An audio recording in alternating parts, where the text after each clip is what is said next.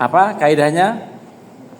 Hukmul hakim mulzimun wa yarfa'ul khilaf. Hukum hakim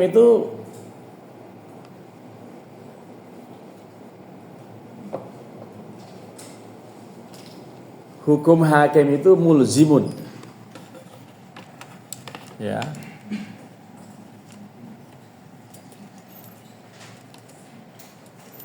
Mulzimun itu mengikat, gitu ya. Bersifat mengikat. Wa yarfa'ul khilaf. Padahal sebelum jauh-jauh ke tafsir tentang nikah beda agama sudah ada pasal 40 kompilasi hukum Islam yang berbunyi, tolong dibaca oleh seorang wanita yang jelas tidak masuk dalam bacaan ini. Nah, siapa yang paling depan? Saya sendiri nih ya. Nah, yang berkacamata, bajunya apa warnanya nggak ngerti. Warnanya ungu tapi coklat. Nah, silakan dibaca pasal 40 kompilasi hukum Islam. Dibaca, nggak usah pakai ta'awudz kan, ini bukan ini bukan Al-Qur'an, jadi nggak usah pakai ta'awudz. Silakan. Bismillahirrahmanirrahim aja. Pasal 40. Dilarang melangsungkan perkawinan antara seorang pria dengan seorang wanita karena keadaan tertentu. A. Karena wanita yang bersangkutan masih terikat satu perkawinan dengan pria lain. B. Seorang wanita yang masih berada dalam masa iddah dengan pria lain. C. Seorang wanita yang tidak beragama Islam. Nah, selesai sudah. Yang A ini pasti akan ada perang Brontoyudo. Karena main-main nikahin istri orang. Sudah jelas-jelas istri orang dinikahin coba. Dan ini sering terjadi. Suaminya pergi ke Saudi atau pergi ke mana begitu untuk mencari pekerjaan, istri nikah sama orang lain lah. Yang nikah ini yang harus belajar dengan undang-undang ini kan, dilarang melangsungkan perkawinan antara seorang pria dengan seorang wanita dalam keadaan satu bojone wong, gitu kan? Iya, istri orang dikawinin nggak boleh. Yang kedua, ya tapi kadang-kadang istri orang juga pengen cari suami lain sih ya.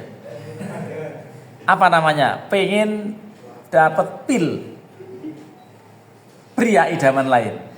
Nah, itu istri tertentu di dunia sebelah sana itu ya, ada yang suka pengen pil pria idaman.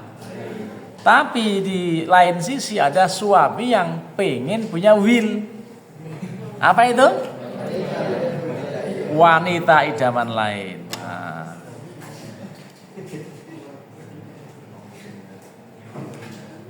Yang lagi punya lain gitu ya. Yang perempuan juga punya lain. Itu ada selawatnya itu. Nah sudah, karena ini bukan mauludan ini sampai selamatan. Jadi begitu. Termasuk juga tidak boleh menikahi seorang wanita yang masih dalam masa iddah. Apa masa iddah? Apa arti iddah? Masa menunggu. Tapi bukan menunggu yang dinyanyikan sama Dian Piscesa itu. Aku masih seperti yang dulu, menunggumu sampai akhir hidupku. Bukan begitu? Kesetiaan pun tak luntur, hati pun rela berkorban demi keutuhan kau dan aku. Bukan itu. Jadi bukan itu. Tapi masa menunggu untuk apa? Masa menunggu untuk bisa nikah lagi. Kenapa? Karena habis kehilangan suami. Kenapa? Kemana suami? Dipanggil Allah Subhanahu wa ta'ala. itu yang namanya cerai mati. At-tolaqu naw'ani, gitu kan ya? Tolak itu dua macam. Satu cerai hidup, dua cerai mati. Cerai hidup itu karena saya ulangi bahwa at-tolaqu naw'ani, tolakul maut wa tolakul hayah. Nah, jadi kira-kira bahasa Arabnya begitu, tapi ini bahasa Arab ngawur ini. Ya. Cerai itu dua, satu cerai mati, dua cerai hidup. Cerai mati itu karena gara-gara salah satunya mati. Bukan mati. Cerai mati itu karena salah satunya wafat. Nah. Iya kan? Cerai mati itu karena salah satu antara suami atau istri wafat. Lah kalau cerai hidup karena salah satunya mati. Ayo, mal farqu bainal wafat wal mati. Ini harus berpikir keras nih. Kalau nggak keras nggak mungkin bisa memahami pernyataan saya.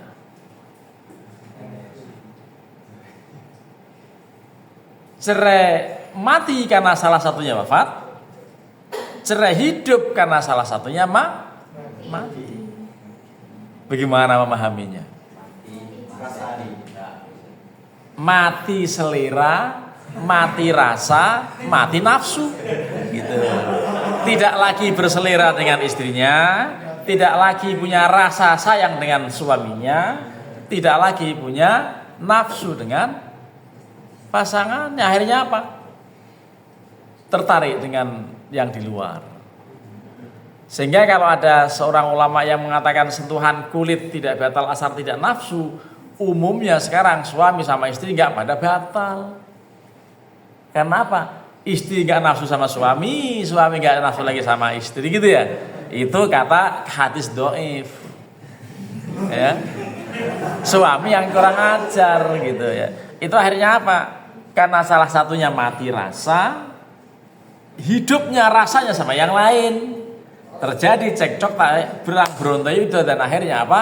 Cerai. Nah, ini jadi pengantarnya kuliah kita ini adalah tolak dua macam, tolak mati, tolak hidup. Mati karena salah satunya wafat, hidup karena salah satunya mati. Matinya apa yang mati? Ya bukan orangnya, ya apanya yang mati? Rasa, selera dan nafsunya, gitu ya. Nah, kemudian yang C, seorang yang tidak beragama Islam. Jadi kalau taat aturan dengan asas ini selesai, nikah beda agama sudah nggak ada pembahasan lagi. Karena apa? Taati aturan ini. Asal yang non Muslim jangan, ngapain nyari yang non Muslim? Itu kalau aturan, kalau praktiknya begitu saja. Sudah ada aturan. Ya, aturan dalam kompilasi hukum Islam pasal 40 yang berbunyi seperti yang dibaca oleh salah seorang santriwati, salah seorang hafidhah yang hadir di ruangan ini. Namanya siapa? Namanya Siti Zuhroh, betul? Ngawur ya. Padahal bukan ya. Siapa namanya? Siti. Oh, Siti Hajar. Berarti hampir benar saya kan? Alhamdulillah, Sitinya benar. Zuhrohnya ternyata diganti Hajar. Emang aslinya Hajar. Ya, Siti Hajar. Itu selalu disebut orang Allahumma alif bainahuma kama alafta baina Ibrahim wa Hajar. Gitu kan? Wa kama bainahuma ya wa alafta baina Ibrahim wa Siti Saroh, kan gitu. Ini di sini ada Hajar, tapi ada nggak Siti Saroh di sini? Tidak ada. Oke, kita kembali pada rencana semula mengenai tafsir ayat ahkam tentang nikah beda agama. Mari kita baca bersama, tetapi kalau baca bersama tidak menarik. Menariknya dibaca oleh salah seorang di antara peserta. Ini nggak ada mic, jadinya harus keras membacanya. Ada mic nggak? Ada ya. Oh iya, kalau begitu biar lebih menarik yang baca hafidhoh bukan hafid. Kalau hafid cenderung nggak menarik. Ya, maksudnya saya gitu. Ya, saya lebih tertarik dengan bacaan hafidhoh. Mana yang bisa diandalkan suaranya, ya, yang membawa mic inilah yang akan membawa mic kepada orang yang suaranya diandalkan gitu. Kita liatin reaksi pembawa mic. Jadi kita liatin reaksi pembawa mic ini. Berarti kalau sudah bisa membawa pada seseorang itu berarti sudah lewat seleksian beliau, gitu kan? Nah, kita lihat ini berarti yang kita percayakan ya pembawa mic ini. Gitu. Silakan jangan malu-malu. Berikan mic-nya pada seorang yang diharapkan bisa menghibur dan juga mendapat pahala besar karena suaranya bagus. Silakan. Yang paling bagus suara saya Ustaz. Iya. Bagus tapi nggak menarik buat saya kan ya.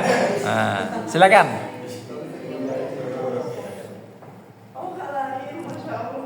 Ya. Oh ya.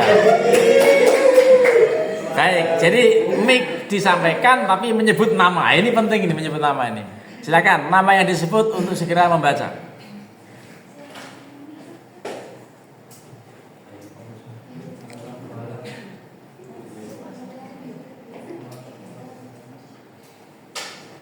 Silakan.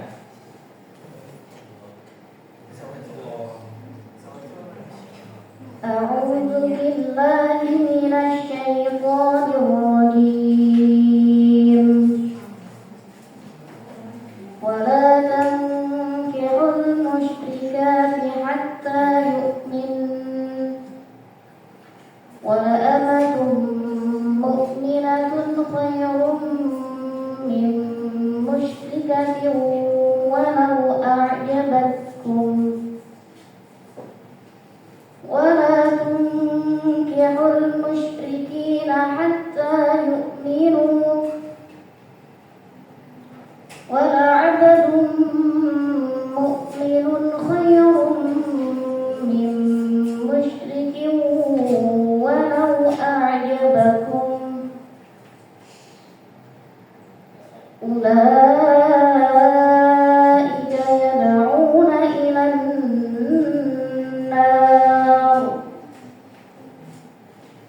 والله يدعو إلى الجنة والمغفرة بإذنه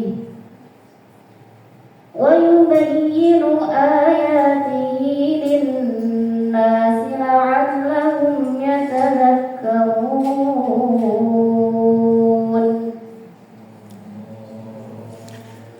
Alhamdulillah suaranya luar biasa. Saya jadi pengen mendengarkan terus tanpa menerangkan. Tapi kalau mendengarkan terus tanpa menerangkan, jadi saya melanggar aturan. Karena aturannya suruh menerangkan, bukan mendengarkan. Ini namanya tanpa harus dilacak lebih lanjut. Dosa buat saya. Karena saya nanya-nanya namanya, karena nanti saya tanya nomor teleponnya kan repot urusannya kan. Urusannya saya bisa berantem apa membawa mic gitu kan. Nah, ini nggak usah deh. Bahkan saya pun tidak sanggup melihat wajahnya. Nah, supaya apa? Supaya nggak ngerti gitu. Yang penting suaranya sudah kita dengarkan. Baik. Ini antara tangkihu dan tungkihu itu menjadi pengen menghubungkan dengan seorang penghulu yang kemarin ungkihuka wa uzawwijuka. Ya. Itu bisa pakai ungkihuka, bisa pakai angkahtuka. Yang penting wazannya af'ala. Karena antara fa'ala dan af'ala jauh beda. Kalau nakaha itu transitif, menikah. Tapi kalau angkaha itu intransitif atau kebaliknya. Justru yang nakah yang intransitif tidak perlu objek, tapi kalau yang angkaha perlu objek. Ya. Jangan kalian yang pertama ini wala tangkiho itu jangan kalian nikahi. Jadi nikah, menikah, menikahi. Sebetulnya sama-sama ada objek kalau begitu ya. Hanya masalahnya kalau angkaha yungkihu itu menikahkan. Jadi sebetulnya yang pertama itu artinya menikahi, yang kedua artinya menikahkan. Jadi jangan kalian menikahi wanita musyrikat sampai mereka beriman. Sungguh seorang budak wanita mukmin jauh lebih baik ketimbang wanita musyrikah sekalipun sangat mempesonakan kamu. Dan juga jangan kalian menikahkan anak perempuan kalian kepada laki-laki musyrik. Ketahuilah atau sebelum mereka beriman, ketahuilah bahwa sungguh seorang budak laki-laki mukmin akan jauh lebih baik daripada laki-laki musyrik walaupun mengagumkanmu. Orang-orang musyrik itu kalau dinikahi nanti mengajak kepada neraka, sementara Allah mengajak kepada surga dan ampunannya dengan izin Allah. Dan Allah menerangkan ayat-ayatnya kepada manusia agar mereka mengambil pelajaran. Jadi ini konkret ayat Al-Baqarah 221 ini jelas melarang seorang menikah dengan dengan wanita musyrikah. Lah, diskusi itu ada pada ayat yang berbunyi wal muhsanatu minal ladzina utul kitab, yang ada pada Al-Maidah ayat 5 gitu.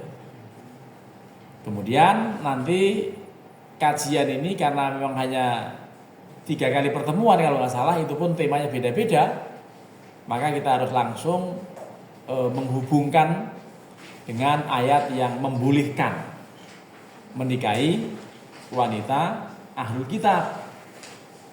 Di mana ayatnya? Pada surat Al-Maidah. Tapi kalau surat Al-Baqarah 221 jelas larangan itu. Dasar atau kaidah dasar dalam usul fiqh mengenai larangan itu wala tangkihu dan wala tungkihu itu kan al aslu fin nahyi lit tahrim. Itu kan kaidah usul fikihnya. Dalil yang bisa diambil dalam sebuah larangan Allah adalah untuk hukum haram. Jadi haram menikahi wanita musyrikah, termasuk juga haram menikahkan anak wanita kita dengan laki-laki musyrik. Itu sudah nggak bisa ditawar-tawar kalau musyrikah lah. Masalahnya adalah Masalahnya adalah wanita ahlul kitab. Gitu. Jadi kita akan belajar tafsir ayat ahkam ini 3 kali pertemuan, tapi beda-beda atau seperti apa nanti enggak. Saya kurang terang itunya, tata aturannya. Tapi yang jelas bisa 2 kali ini soal nikah beda agama ini. Nah, sampai di sini nih kita harus satu pemahaman bahwa yang namanya musyrik mutlak. Tidak boleh kita nikahi, tidak boleh kita ambil menantu. Gitu.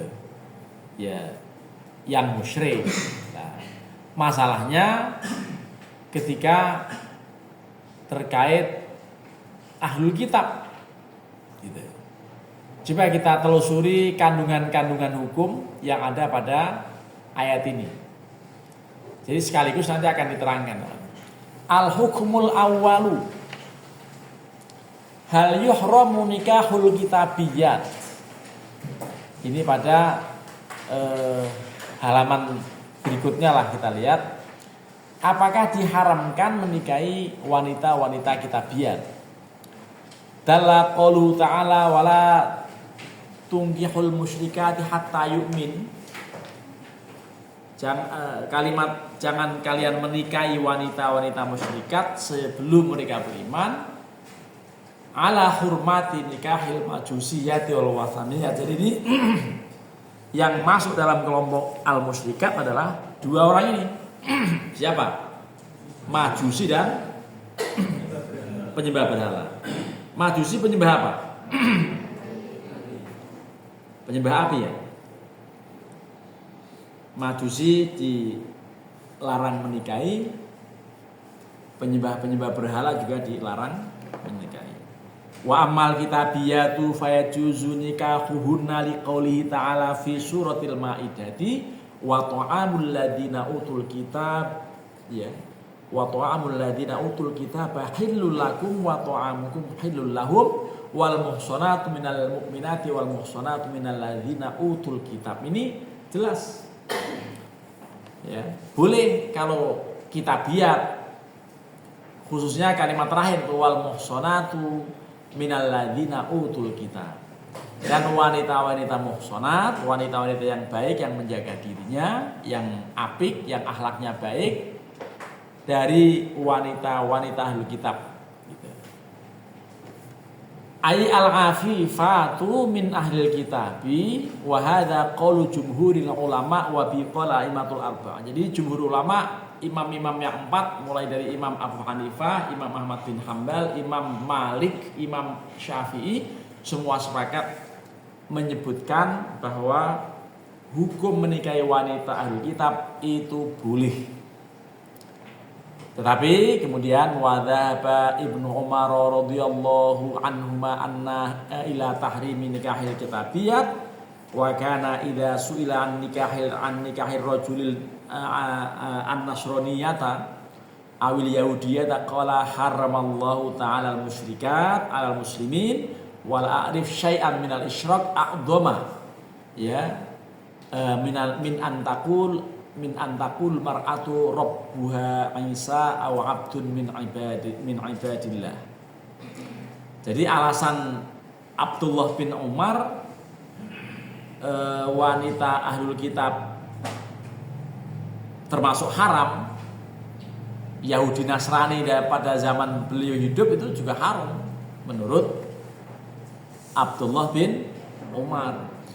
Bahkan ketika ditanya, ya saya tidak melihat orang yang lebih musyrik ketimbang orang yang mengatakan Tuhannya Isa atau salah seorang hamba-hamba Allah yang lain. Kenyataannya orang-orang Nasrani Tuhannya Isa, orang Yahudi Tuhannya Uzair. Nah, ini yang membuat Abdullah bin Umar meyakini walaupun Yahudi Nasrani tetap diharamkan. Nah, kata beliau, saya setuju lah kalau ulama-ulama kemudian membolehkan, nanti takutnya banyak umat yang ngetrennya menikahi wanita non muslim.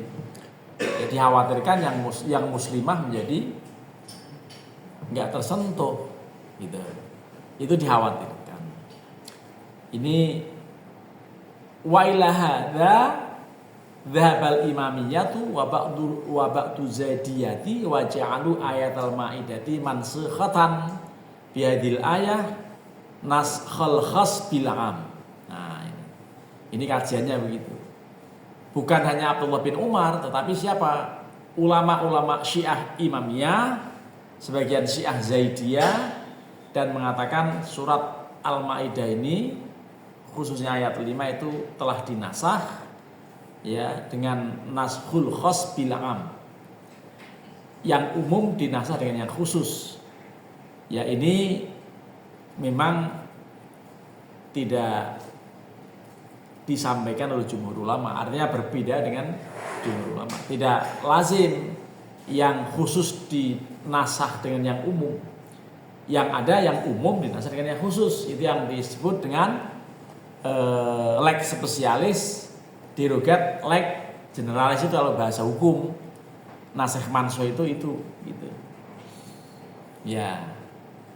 Antara jumhurul ulama dengan tadi madhab Imamiyah Imamiyah, Zaidiyah dan Abdullah bin Umar berardu argumentasi sebagaimana direkam oleh siapa? Muhammad Ali As-Sobuni. Yang pertama, hujjatul jumhur, bahwa ihtajjal jumhuru bi anna lafdzul musyrikat la yatanawalu ahlul kitab liqouli ta'ala ma yawaddul ladzina kafaru min ahlil kitab yural musyrikin. Ini kata jumhur ulama, lafadz musyrikat tidak termasuk, tidak mencakup, tidak melingkupi kata ahlul kitab. Buktinya Allah berfirman tadi, ma yawaddul ladzina kafaru min ahlil kitab yural musyrikin. Jadi dipisahkan itu. Orang-orang kafir tidak akan pernah senang dengan orang-orang Islam. Itu berupa ahlul kitab dan juga walal musyrikin. Jadi dibedakan. Itu beda antara musyrikat dengan ahlul kitab. Ini menurut analisis jumhur. Ayat yang lain, lam yakunil ladzina kafaru min ahlil kitab wal musyrikin. Jadi kalau seandainya musyrikin sudah termaktub atau sudah include, sudah masuk dalam kata-kata ahlul kitab, tidak mungkin dipisah. Ini ada kalimat min ahlil kitabi walal musyrikin, termasuk min ahlil kitabi wal musyrikin, dibedakan tuh dengan kata wa, itu kan bukan au. Ya, jadi artinya cakupannya beda-beda, sehingga boleh musyrikin nggak boleh, ahlul kitab boleh, kata jumhur ulama. Abdullah bin Umar mengatakan, lah saya tidak melihat orang yang lebih musyrik daripada yang menyatakan Tuhannya adalah Isa atau hamba Allah yang lain. Artinya orang-orang Nasrani di zaman Abdullah bin Umar yang punya konsep trinitas, thalithu thalathatin, atau Rabbuha Isa dan seterusnya, menurut analisis beliau masuk musyrik, sehingga masuk dilarang gitu. Itu perbedaannya seperti itu. Faqat udifal musyrikin ala ahlil kitab wal atfu yaqtadil mughayyarah. Jadi proses ataf maktuf antara kata al musyrikin dan ahlul kitab ini membedakan, karena dia dengan huruf wawu bukan au gitu kan. Dan itu berarti dua komponen yang berbeda. Mughayyarah, yaqtadil mughayyarah itu membutuhkan perbedaan antara ahlul kitab dan siapa? Musyrikin. Fadhahirul lafdzil musyrikati la yatanawalu al-kitabiyah. Jadi al-musyrikat sendiri, al-kitabiyat sendiri, tidak bisa dianggap sama. Musyrikat dilarang, kitabiyat tidak dilarang. Kata jumhurul ulama. Anda ikut jumhur atau ikut bukan jumhur? Ikut jumhur berarti besok kalau pulang boleh ngelihat-ngelihat calon istri di gereja gitu. Ngapain juga ya? Yang bacaan Qur'annya bagus-bagus ada di sini, ngapain yang pinter baca Injil? Ya, Injil nggak bisa dilakukan. Ya, nggak bisa ada acara pertama pembukaan, yang kedua bacaan ayat-ayat Injil, ya kan nggak ada kan? Nah, jadi ngapain? Nah. Ba atau B, wastadallu bima ruwiya anis salaf min ibahatiz zawaj bil kitabiyat faqad qala Qatadah fi tafsiril ayah innal murada bil musyrikat ay musyrikatul arab allati laisa lahunna kitabun yaqra'unah atau yaqra'nah. Jadi mereka berargumentasi dengan hadis dari ulama-ulama salaf yang membolehkan tentang menikah dengan kitabiyat. Qatadah bahkan mengatakan dalam ayat yang al-musyrikat tadi, itu maksudnya orang-orang musyrik Arab di mana mereka tidak punya kitab. Tidak masuk dalam walladzina utul kitab, karena enggak punya kitab orang-orang musyrik Arab. Sehingga beda. Kalau beda, musyrik boleh, ahlu kitab musyrik dilarang menikahi atau dinikahi, tapi ahlu kitab boleh. Itu masih alasan jumhur. Wan Hamad qala sa'altu Ibrahim an tazawujil Yahudiyah wan Nasraniyah faqala la ba'sa bihi. Ibrahim ini salah seorang ulama ditanya oleh kawannya tentang hukum menikahi wanita Yahudi dan Nasrani. Kata beliau, enggak apa-apa, silakan aja gitu. Itu alasan yang lain. Alaihissallahu ta'ala yaqul wala tunkihul musyrikati faqala innama tilkal majusiyat wa ahlul awthan. Jadi yang dilarang itu orang-orang yang beragama Majusi dan penyembah berhala. Kalau penyembah Allah, walaupun mereka mengatakan Allah, tapi kalau kita Allah atau Allah? Apa? Allah ya? Iya kan? Tapi tidak semuanya Allah. Bisa bermasalah kalau semuanya Allah kan? Ada yang Allah kan? Contohnya apa? Salatullah salamullah ala toha rasulillah. Kan salah. Salah, nggak ada ala toha rasulillah. Salah ya? Lebih salah lagi pas Allahu Akbar Bismillah. Ya salah. Nggak mungkin baca Bismillahirrahmanirrahim. Ya salah. Berarti Al-Quran atau Allah juga orang Islam juga punya Tuhan Allah. Betul ya? Iya benar. Kalau mari kita sampaikan rahmat salam pada Rasulullah, betul. Kalau lulullah. Tapi kalau nggak mungkin liullah. Alhamdulillah. Ya salah. Betul ya? Anda ini terlalu serius sih belajar. Jangan serius. Lah, belajar itu jangan serius. Kalau serius nanti kalian pinter lah. Saya akan tersaing nanti. Kalau kalian pinter. Kalau kalian pinter saya jadi tersaing, repot. Jadi rebutan objek kan. Ini jangan yang serius, ini yang begini masuk serius lagi. Ya jangan. Mana yang harus serius, mana yang tidak harus serius. Jim. Waqalu, ini masih jumhur ini. La yajuzu an takuna ayatul Baqarati nasikhatan di ayatil Maidah. Enggak mungkin. Al-Baqarah kok menasah yang Al-Maidah. Karena kaitan dengan mana yang duluan turun. Li'anal Baqarata min awwali ma nuzila bil Madinah wal Maidatu min akhiri ma nuzila. Al-Baqarah sudah turun jauh sebelumnya, baru disusul Al-Maidah. Kok dinasah dengan yang itu nggak mungkin. Jadi ini Al-Baqarah katanya dinasah dengan Al-Maidah. Padahal Al-Baqarah telah turun dulu. Jadi ini alasannya begitu. Ini Al-Baqarah termasuk awwalima nuzila bil Madinah wal Maidah min akhiri ma nuzila wal qaidah anal mutaakhira yansahu al mutaqaddama lal aks. Gitu. Yang akhir menasah yang duluan gitu ya. Kaidahnya begitu kan? Yang belakangan nasah yang duluan. Nah sekarang Al-Baqarah duluan apa belakangan? Duluan. Al-Maidah belakangan. Lah, boleh nggak yang duluan menasah yang belakangan?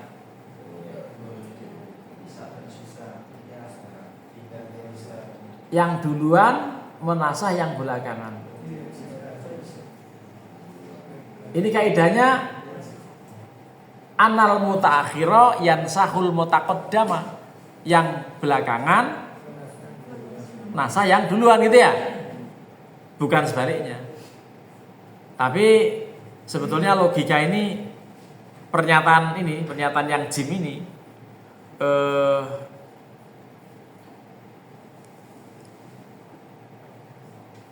tidak relevan ya. Coba dilihat ya, diulang lagi bacanya. Al-Baqarah turun duluan, betul? Betul nggak? Al-Maidah belakangan. Yang belakangan itu wal muhsanatu minal ladzina utul kitab. Yang belakangan. Yang duluan wala tankihul musyrikat. Gitu kan? Kok kata penulis ini yang terakhir memang menasah yang awal. Yang awal yang mana? Al-Baqarah. Gitu kan? Yang belakangan yang Al-Maidah. Dalam hal nasah mansuh tadi sebetulnya bisa saja seandainya memang betul-betul Al-Maidahnya menasah yang Al-Baqarah. Sebetulnya bisa aja. Memang tidak sebaliknya gitu. Ini intinya beliau sedang menerangkan tidak bisa bolak-balik. Selalu seperti itu. Tapi sekaligus sebetulnya menguatkan. Ini justru sebetulnya menguatkan ini. Menguatkan pendapat jumhur kan? Yang apa? Yang membolehkan nikah ahli kitab. Kan gitu ya? Tapi kaidahnya tidak bisa dibalik. Tetap hanya yang belakangan nasah yang duluan. Sampai di situ sebetulnya yang duluan ya benar-benar Al-Baqarah, yang dinasah dengan Al-Maidah. Kan begitu? Itu benar, tapi kalau dibalik Al-Maidah dinasah dengan Al-Baqarah nggak mungkin. Ya. Sebetulnya keterangan ini ya tidak begitu menguatkan kalau tidak dibaca lala aksu tadi. Ini penting ini.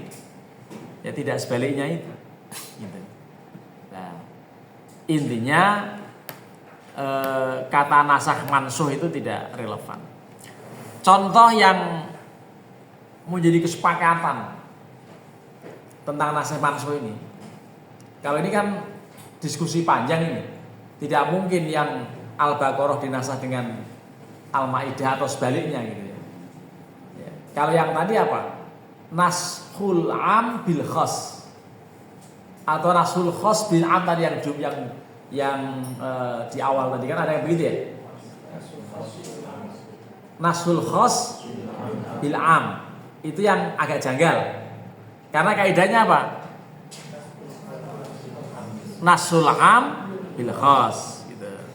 Ayat wasiat yang dalam surat Al-Baqarah 180 kutiba alaikum idza hadara ahadakumul mautu in taraka khairanil wasiyatu lil walidaini wal aqrabina haqqan alal muttaqin itu mansukhah bi ayatil mirath yusikumullahu fi auladikum lidzak itu oke kalau itu enggak ada masalah.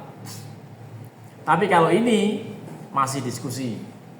Ya, hubungan nasikh mansuh antara ayat al-musyrikah dengan utul kitab ini perlu diskusi. Ya. Artinya tetap saja pendapat jumhur lebih kuat sebetulnya. Kita lihat yang di wastadallu bima ruwiya anna Hudzaifah tazawwaja Yahudiyah fakatabalahu Umaru khalla sabilaha fakatabalahu atazumu annaha haram. Ya. Jadi Umar dulu pernah dibantah sama siapa? Abu Hudzaifah, sama Hudzaifah ini yang menikahi wanita Yahudi. Itu Umar menyarankan tolong ceraikan itu. Lalu karena dia seneng banget sama istrinya yang non muslim itu, memang haram menikahi ya gitu. Jadi karena udah seneng disalah-salahin kan jadi marah. Ya, emang haram ya. Atau atas annaha haram fa akhlasa kamu nilai haram itu menikahi istri saya, udah saya nikahi, udah saya duhul begitu. Lah akhirnya apa? Dia bilang la az'amu annaha haram. Saya sih enggak meyakini, bukan berarti menyarankan menceraikan itu karena itu haram, bukan. Walakin akhafu an ta'atul musimat atau ya mumisat minhun. Ini ada catatan kaki pada angka 3 ini. Ini sumbernya ya. Saya bukan mengatakan haram, tapi saya takut nanti orang-orang cenderung pada melakukan hal yang sama menjadi ngetren. Orang-orang memegang prinsip yang Anda lakukan ditiru orang-orang banyak gitu. Jadi walakin akhafu an ta'atu al-mumisat minhun. Jadi fadalla ala anna Umara fa'ala hadza min babil hitah wal hadr la annahu hurima nikahul kitabiyah. Jadi ini juga keterangan jumhur ulama, larangan Umar bukan karena haram. Beliau tetap menganggap boleh, tapi hanya khawatir. Ya, jadi min babil hitah atau ya hitah wal hadr. Jadi hati-hati supaya tidak terjadi menjadi tren gitu ya, supaya tidak menjadi tren orang cenderung pengen dengan yang non muslim. Sebetulnya tinggal membaca pasal 40 selesai semua ini. Tapi kan ilmu penting. Kalau praktiknya sekali-kali jangan, karena udah ada aturan hukum kita di Indonesia. Ya sudah ada, dilarang menikah antara pria dan wanita yang tadi yang non muslim, kan harus muslim kan menurut undang-undang kita. Nah, tapi supaya tidak akan menikahi wanita non muslim, ya tolong jangan cari pacar non muslim. Gitu aja kan. Kalau sudah kadung punya pacar, udah kadung cinta, udah kadung mendalam, bisa stres itu dipisahkan. Nah, jadi sekali-kali jangan ya kalau misalnya ada nggak di antara Anda ini yang punya kenalan teman akrab non muslim? Tunjuk jari. Tidak ada, insya Allah. Ada nggak yang laki-laki punya kenalan non muslim tapi akrab gitu? Enggak. Berarti insya Allah kalian semuanya tidak akan mempraktekkan ayat ini ya untuk menikah dengan non muslim. Dan sudah disebutkan ayat yang tidak suci tapi bagus. Apa tadi? Ayat 40, pasal 40 ayat 1, 2, 3 itu. Itu enggak ayat suci. Ini yang tadi dibaca bukan ayat suci. Tapi juga bukan ayat kotor, enggak. Ya. Bukan ayat suci. Dilarang melangsungkan perkawinan antara seorang pria dengan seorang wanita karena keadaan tertentu. A. Karena wanita yang bersangkutan masih terikat satu perkawinan dengan pria lain, bojone wong, gitu kan. B. Seorang wanita yang masih berada dalam masa iddah dengan pria lain yang masih perlu rujuk pada laki yang menceraikannya. Itu iddah. Nanti dalam kesempatan lain iddah ada 4 macam ya iddah itu. Lalu seorang wanita yang tidak beragama Islam, sudah jelas. Kalau urusan prakteknya sudah jelas, urusan ilmunya seperti yang sedang kita baca. H. Abajadun hawazun, terus apa? Selanjutnya. Ya itu ada di kitab apa itu yang ada nadhomnya, abajadun hawazun, terus apa?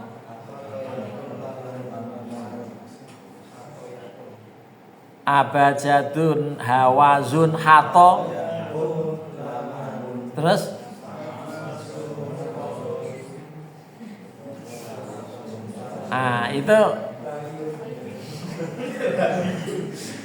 itu sesekali dipakai memang urutan itu. Itu di kitab apa yang membunyikan nadhom itu tadi? Ada kitabnya? Saya foto sini. Ini karena direkam ini. Ada kitabnya. Urutan ini kan urutan penggunaan. Ini kitab apa namanya? Aqidatul Awam. Ini ketika di ujungnya ya.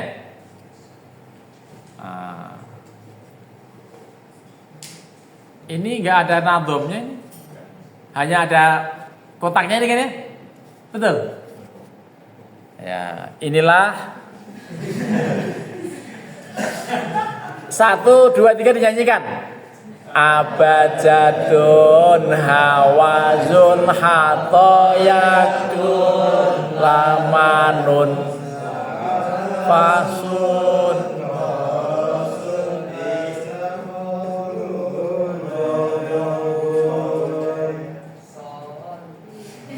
Terus apa lagi? Sudah ya? Ya, ini ada makna-maknanya. Coba dibaca ini maknanya apa ini. Mim, kok jadi mim nih? Mayazun. Yang di bawah apa itu? Oh, itu jumlah. Ya. Oh ya, ini 1, 2, 3, 4, 5, 6, 7, 8, 9, 10. Lalu di bawahnya ini ada 100, 200. Ini berarti kalau bahasa Jawanya adalah condro sengkolo. Iya kan? Condro sengkolo kan ya?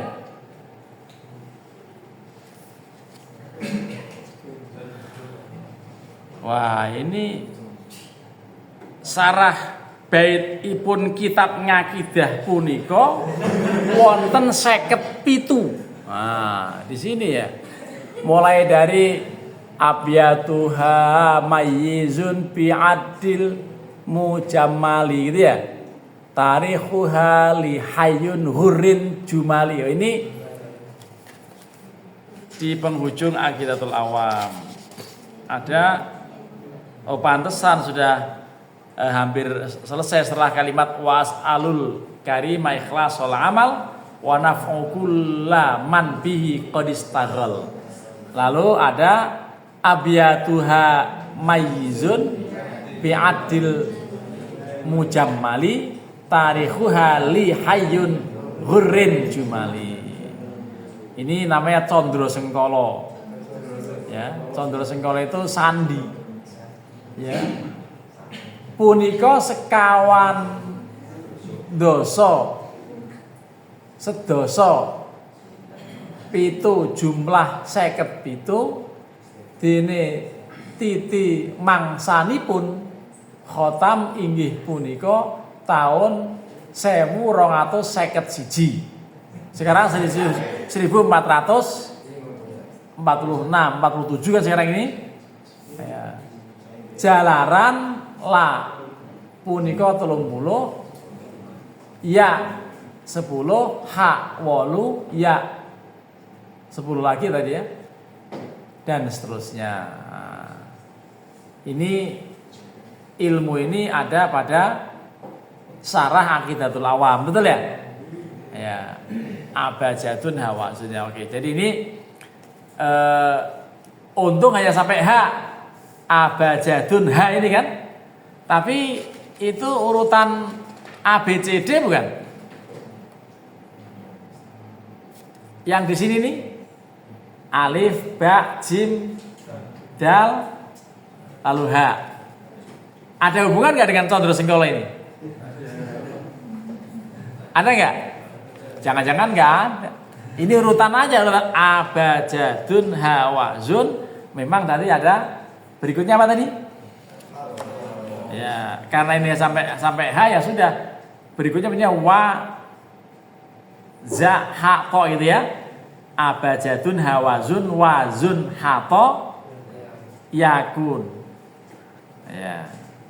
Lamanun sa'afasun farosun. Korosun ya. Korosun mata khodun dohun. Nah, ini ternyata ada rumusnya. Oke. Apa isinya tadi wastadalu bil haditsil ladzi rawahu Abdurrahman ibnu Auf an Rasulillah sallallahu alaihi wasallam annahu qala fil majusi ya sannu bihim atau sunnu ya sannu bihim sunnat ahli kitab ghaira nakihin nisaihim wala akili dzabaihim. Ya, jadi contoh mereka atau mereka mencontoh tradisi ahli kitab selain bahwa mereka menikahi wanita-wanita mereka dan juga jangan memakan sembelihan mereka. Falau lam yakun nikahan nisaihim jaizan lam yakun lidhi faidatan. Jadi kalau memang tidak boleh maka tidak mungkin disebut. Ya, tidak mungkin disebut kalimat ghair nakihin nisaihim ini. Ini memang pendapat jumhurul ulama begitu. Sampai di sini karena maghrib harus mengisi di Masjid Fatullah kajian Al-Muhadzab. Kalau ada yang ingin berdiskusi soal ini dipersilahkan. Ya, ada yang mau bertanya silahkan. Kaitan dengan nikah beda agama. Penanya pertama dari paling belakang sebelah kiri, silakan teriak yang kenceng atau pakai mic supaya ngit suara. Silakan. Ini saya belum bisa minum karena belum maghrib, jadi saya bawa dibungkus pakai apa ya? Di saku itu. Saku pasti nggak mungkin ya, saudara. Silakan. Assalamualaikum warahmatullahi wabarakatuh. Waalaikumsalam warahmatullahi wabarakatuh. Mohon izin bertanya, Ustaz. Ahlul kitab di zaman sekarang itu masihkah relevan dengan yang disebutkan pada jumhur ulama tadi?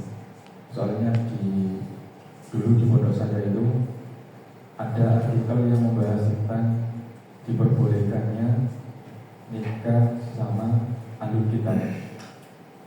Tapi langsung rame gitu kan respon dari pabrik. Terus kemudian dapat teguran bahwa ahlul kitab yang sekarang itu bukan ahlul kitab yang seperti itu. Sekian. Wassalamualaikum warahmatullahi wabarakatuh. Waalaikumsalam warahmatullahi wabarakatuh. Saya sepakat dengan pondok tempat penanya menyampaikan. Pondok mana? Sidogiri? Gresik. Apa nama pesantrennya? Mambaul Sholihin. Mambaul Sholihin Gresik.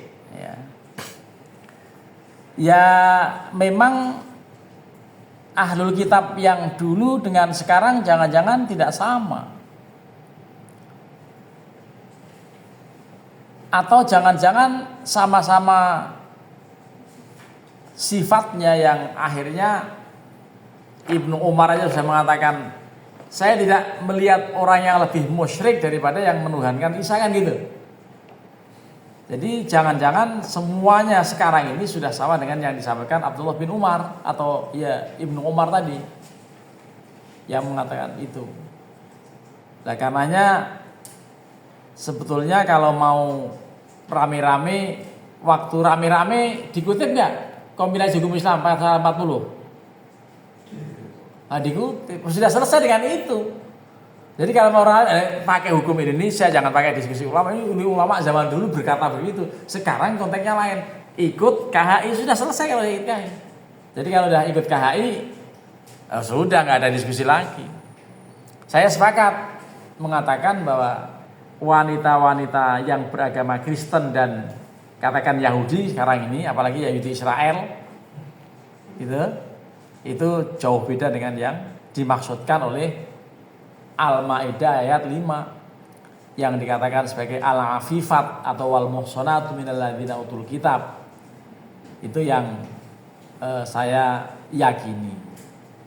Ya, karenanya tidak direkomendasikan kepada siapapun untuk menikah dengan orang Kristen atau Yahudi atau apalagi Konghucu, apalagi Hindu gitu ya.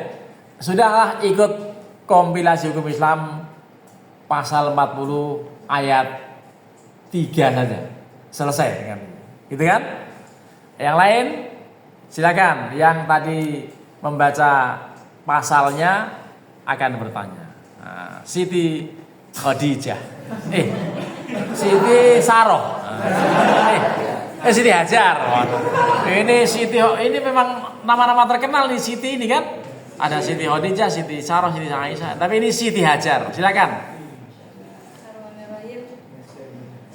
Jadi kan dari tadi jadi pembahasan itu apakah boleh seorang pria atau laki-laki menikahi wanita yang ahli kitab. Nah, dengan berdasarkan dengan ayat Al-Maidah, surah Al-Maidah ayat 5 yang wal muhsanatu, apakah itu berarti menunjukkan perempuan itu tidak boleh menikahi lelaki yang ahli kitab, dan alasannya?